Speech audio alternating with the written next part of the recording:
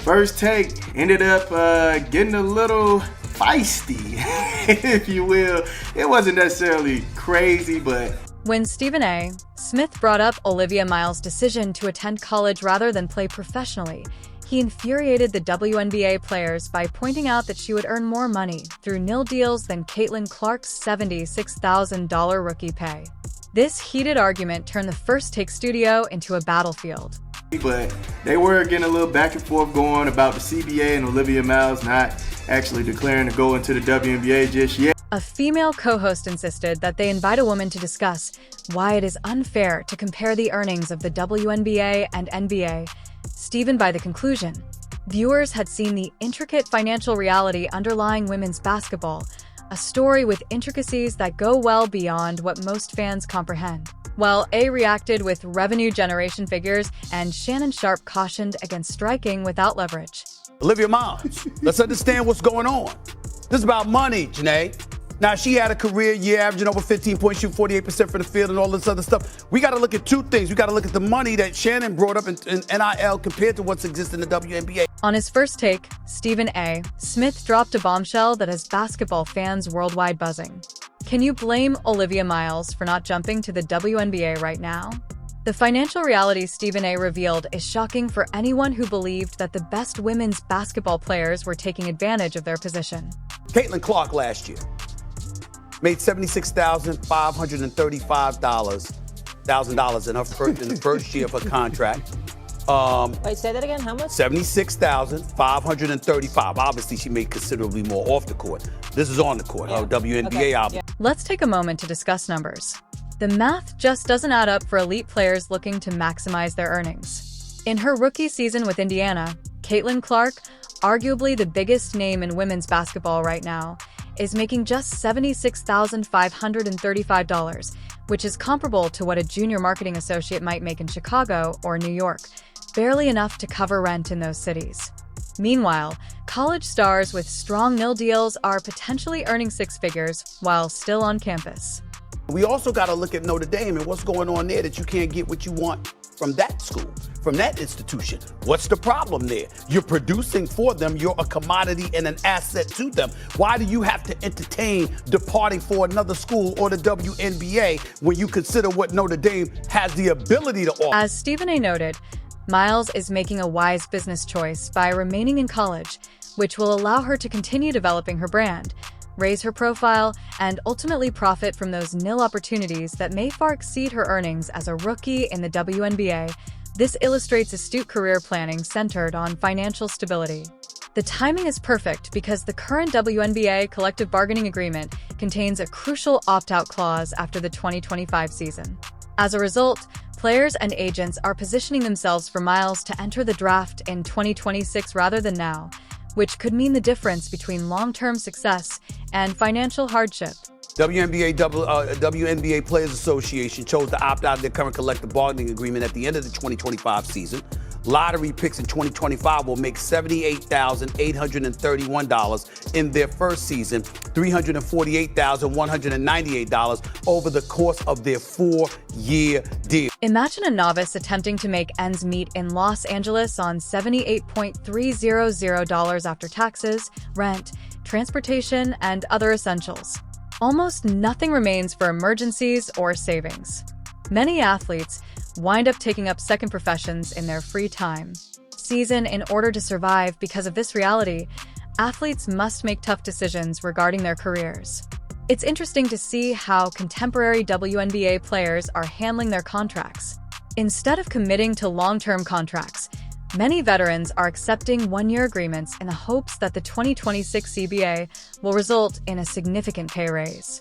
They are sacrificing short-term stability in the hopes of earning a larger payout. Exponentially more dollars projected to be available to her. So she could, as Shannon pointed out, be looking to go back to college with an NIL deal that's going to get her more money, wait to go into the WNBA draft, and position herself to sign for exponentially more than she would be able to if she entered this WNBA draft. Miles is adopting a different strategy, maximizing her college nil earnings now and joining the WNBA later, when things get better financially.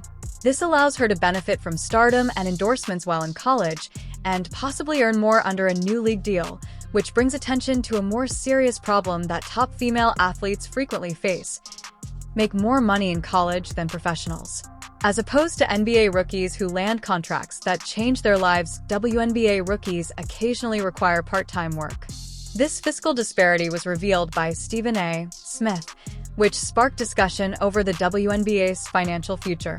Well, I'd like to know the comparison between the NBA, what they're bringing in, and the players. Let me tell you why that the percentage versus the WNBA, the league's taking Let me tell y'all why. Tension in the studio was evident when one co-host on First Take urged that they bring in another woman to argue why WNBA players should be paid at NBA levels, escalating the controversy to a nuclear level.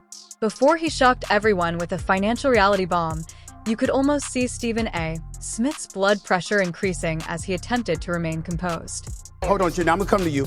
Let me tell y'all why y'all need to stop that. We're gonna be honest on this show. Why? The fact of the matter is, stop comparing yourself to the NBA, because the NBA makes exponentially more. So because it was a combination of two things. Number one is the money that they make, and number two is the position that you're in from a collective bargaining perspective to ask yourself, how much credit do you The WNBA reportedly lost $40 million last year, despite the excitement and growing popularity. It's a fundamentally unfair comparison, he shot back, revealing what many fans are unaware of. The league projected growth while sinking financially, like a beautiful ship taking on water below deck. This reality check instantly changed the tone of the conversation. The product for the WNBA has been fabulous. It's been absolutely outstanding. I'm not trying to compromise or throw any shade on that whatsoever. But for years, what the WNBA has proclaimed is that there's a lot of things that we were doing that was losing us money. And so now that we're making a little bit of money, all of a sudden, we're not going to be in a position as of yet to give you that. That's not an argument I'm buying. The WNBA players deserve their dollars. They need to go and get it. But until you do, there's going to be more of your mouth. The female co-host pushed back, resulting in one of those awkward first take scenes in the studio. Stephen showed the Women's Basketball League's financial structure, which the majority of casual viewers are totally ignorant of. Now, although they didn't negotiate that, they still get 9.3% of revenue of everything that comes into the league. But the problem with that is, out of the 100% of revenue that comes to the WNBA, 42% of that is shared with the NBA. They're not their own entity like that. They're really attached to the NBA. So 42% goes to the NBA, and then 15.8%, if I'm not mistaken, goes to individual investors that actually help the league survive as well during a tough time. It's just two entirely different situations. When you purchase tickets to see the Aces or Liberty play, nearly half of the money isn't staying in the women's league. The situation gets worse. An additional 15% of revenue goes directly to private investors who keep the league running. Did you know that an astounding 42% of all WNBA revenue flows directly to the NBA? Imagine filling a bucket of water only to watch nearly half of it drain through a permanent hole. The math is cruel. When more than half of the water never reaches the crops, 57% of the total revenue made by women's basketball disappears before it can be used to pay players or expand the league. How can the field thrive? And although they have it set up to where if the team or the organization don't make a profit, they still get their share of the revenue, they're making a profit. So you can't really ignore that part. They made 11.4, 11.3 billion last year in the positives, okay?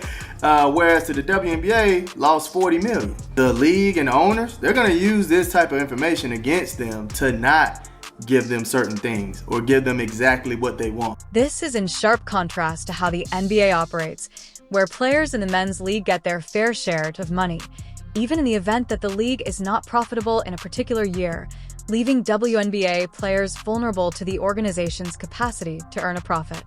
When the league structure works against the very players who are driving its popularity, more viewers do not always translate into financial success. Stephen A. acknowledged the impressive viewership numbers, which average around 300,000 for most teams and packed arenas for marquee matchups. The co-hosts seemed truly shocked by these numbers. This video got intriguing as viewers saw someone face difficult realities concerning a league they obviously support while visibly absorbing this information in real time. I do think they're going to get money. I think they're going to get a raise. I think they're going to see facilities and more staff members. I think they'll be taken care of better, but they're not going to see exactly everything that they're asking. Understanding this discussion necessitates realizing that it concerns the core business model of a league that is having trouble making money despite its increasing popularity. Until the WNBA changes its revenue-sharing model and becomes financially independent, players will still have to fight an uphill battle for just compensation.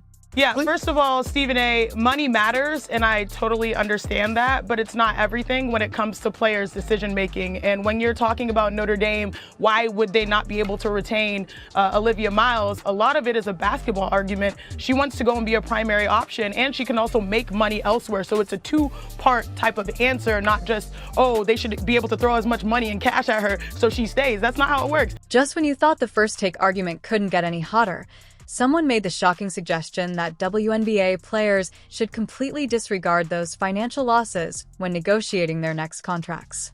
The female panelists boldly stated that players should only concentrate not the unsettling balance sheets that keep league executives up at night, but rather the league's growing cultural footprint, attendance growth, and ratings. It's not. When you're negotiating? Yeah, when they're negotiating, they're looking at the revenue metrics, they're looking at the viewership, they're looking at the attendance, they're looking at the merchandising, and they want to collaborate with the league. And the reason why I know this is I used to be on the WNBA Players Association, and my sister's a... In actuality, this tactic would involve WNBA players entering negotiation rooms with a straightforward message: we don't care if you're not making money. People are watching us play, so pay us more. Such an aggressive approach would undoubtedly cause anxiety in any business owner, particularly in a league that is still struggling financially. Imagine the response if players ignored the league's financial reality and sought NBA-level pay based only on rising popularity indicators. Team owners would probably point to balance sheets that showed large losses, resulting in an instant impasse. While I was in the league. No, I'm saying, really, you've been a part of the negotiation where somebody just said to you, you're absolutely right, we think you deserve what you're asking for?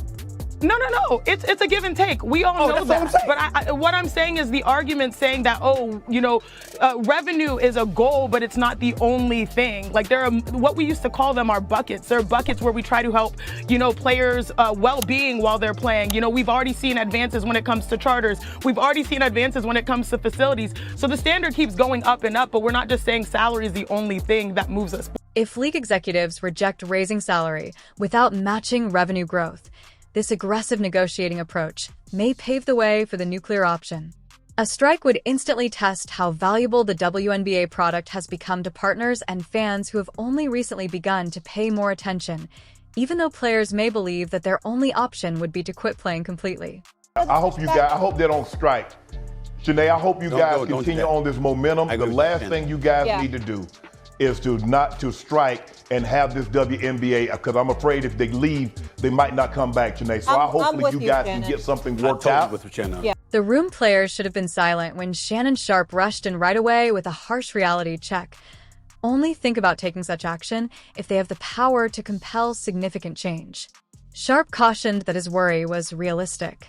The risk of a failed strike goes beyond the immediate financial consequences and might irreversibly harm everything that women's basketball has been establishing. A poorly executed labor stoppage could drive away corporate sponsors who are finally realizing the harsh reality and alienate new fans who are just learning about the game. Sharpe pointed out that while major games involving the Aces and Liberty attract sizable audiences, current viewership figures don't always convert into the kind of leverage required for a successful strike. Since most teams are still struggling to grow their fan base, there is a complex dynamic where certain players stand to lose more than others. So hopefully you guys can get something worked out. I hope you guys can get something worked out that's satisfactory, because in the negotiations, Stephen A., you know how this works, and you and I have been in a lot of them. Hey, everybody got to feel like they've been had. Right. Because if you don't, you're going to become resentful. If you feel that you've given up more, you're going to become resentful, and that's the last thing you want, considering that this deal's probably going to be, Shanae, I'm assuming, somewhere between 5 and 10 years, because you want that kind of prosperity and not have to worry about this every 2 to 3 years. I'm hoping that you two can come to a satisfactory agreement since in a negotiation, Stephen, considering how this work works and how many of them you've been in, everyone needs to feel like they've been taken advantage of, because if you don't, you'll grow resentful. If you feel like you've given up more, you'll grow resentful, which is the last thing you want given that this deal is most likely going to be Chana. Since you want that type of success and don't want to worry about this every 2 to 3 years, I'm estimating somewhere between 5 and 10 years. I'm not saying that it shouldn't be the same amount for the WNBA. I'm saying that the WNBA, at least reportedly, would try to make the argument that they're not making as much money as people realize, and there were sacrifices that they had to endure over the years that the NBA wouldn't dare try to argue at this particular moment in time. So because of that, that would be a negotiation tactic on their part. But Janae is saying that's not a negotiation tactic that they would try. And I'm saying we shall see, because anytime it comes to negotiation, people try to get... The WNBA is losing $40 million despite making billions, and players are stuck in an impossible situation until they get a better revenue-sharing deal and demonstrate consistent profitability. This is what Stephen A. Smith truly revealed in this entire discussion: a broken financial system that keeps women's basketball in a cycle that is nearly impossible to break. Salary increases are not occurring. Olivia's move makes perfect sense because of this. Players in those 2025 negotiations will mostly point the finger at the current arrangement. Why join a professional league that doesn't appreciate you when there are more lucrative options in college? Her decision suggests a larger need to revise the guidelines for long-term success in women's